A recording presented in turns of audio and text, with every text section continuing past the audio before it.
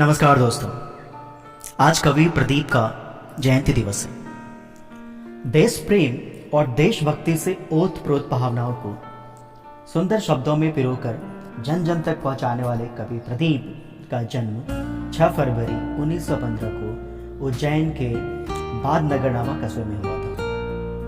प्रदीप जी की शुरुआती शिक्षा तो इंदौर के शिवाजी राय हाई स्कूल में हुई, जहां वे 7वीं कक्षा तक पढ़े।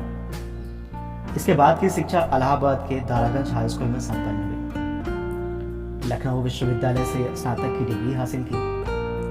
प्रदीप जी का विवाह भद्राबेन के साथ हुआ। प्रदीप का वास्तविक नाम रामचंद्र नारायण द्विवेदी था, किंतु एक बार हिमांशु राय ने कहा कि ये रेलगाड़ी जैसा लंबा नाम ठीक नहीं है। तभी से उन्होंने अपना नाम प्रदीप रख लिया। कवि प्रदीप गांधी विचारधारा के कवि थे। प्रदीप जी ने जीवन मूल्यों की कीमत पर धन दौलत को कभी महत्व नहीं दिया। प्रदीप जी के लिखे गीत भारत में ही नहीं वरन अफ्रीका, यूरोप और अमेरिका में भी सुने जाते हैं। प्रदीप जी ने कमर्शियल लाइन में रहते हुए कभी भी अपनी गीतों से कोई समझौता नहीं किया। उन्होंने कभी भी कोई अश्लील या हल्के गीत न गाए और न लिखे। प्रदीप जी को अनेकों सम्मान से सम्मानित किया गया। 1961 में संगीत नाटक अकादमी द्वारा महत्वपूर्ण गीतकार घोषित किया गया। ये पुरस्कार उन्हें डॉक्टर राजेंद्र प्रसाद द्वारा प्रदान किया गया था। 1998 में दादा साहेब पुरस्कार से सम्मानित किए गए मजरूह सुल्तानपुरी के बाद ये दूसरे गीतकार हैं जिन्हें यह पुरस्कार मिला है। दीप जी अंग्रेजों के अत्याचार से दुखी थे। उनका मानना था कि यदि आपस में हम लोगों में ईर्ष्या द्वेष ना होता तो हम गुलाम ना होते। परम देशभक्त चंद्रशेखर आजाद की शहादत पर कवि प्रदीप का मन करुणा से भर गया था और उन्होंने अपने अंतर्मन से एक गीत रच डाला। वो गीत इस प्रकार है।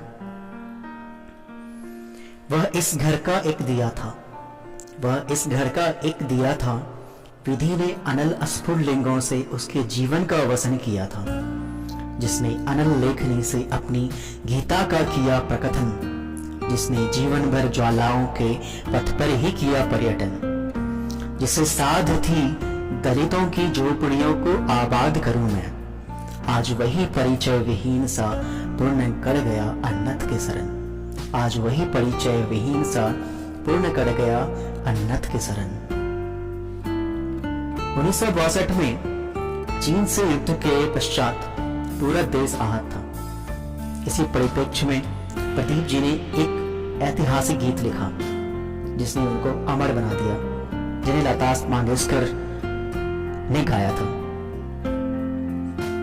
ऐ मेरे वतन के लोगों, तुम खूब लगा लो नारा, ये शुभ दिन है हम सबका, लहरा लो तिरंगा प्यारा, पर मत भूलो सीमा पर वीरों ने है प्राण गवाए, कुछ याद उन्हें भी कर लो जो लौट के घर ना आए, जो लौट के घर ना आए।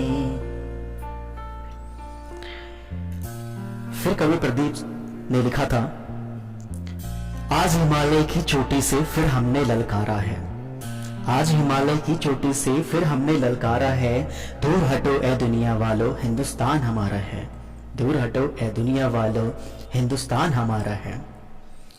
जहां हमारा ताजमहल और कुतुब मीनारा है, जहां हमारे मंदिर मस्जिद सिखों का गुरुद्वारा है, इस धरती पर कदम बढ़ाना अत्याचार तुम्हारा है, दूर हटो ए दुनिया वालों हिंदुस्तान हमारा है।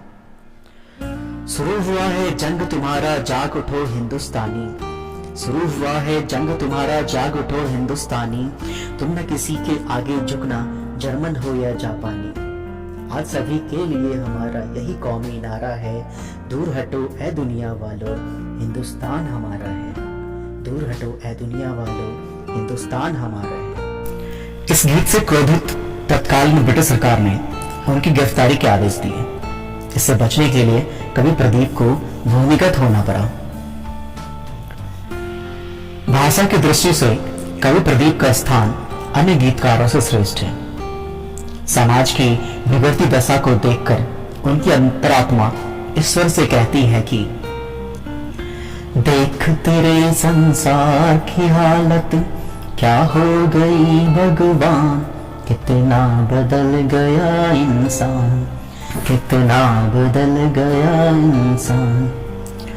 सूरज न बदला, चांद न बदला, ना बदला रे आसमान, कितना बदल गया इंसान, कितना बदल गया इंसान।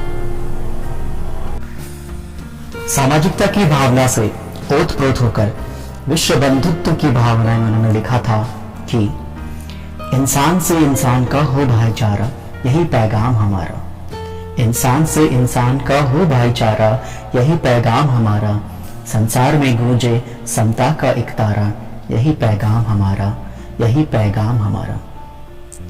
कवि प्रदीप जी के पैगाम से चारों दिशाओं में अमन और भाईचारे का वातावरण निर्मित हो, इसी शुभकामना से कवि प्रदीप जी को उनके जयंती पर हम नमन करते हैं। धन्यवाद।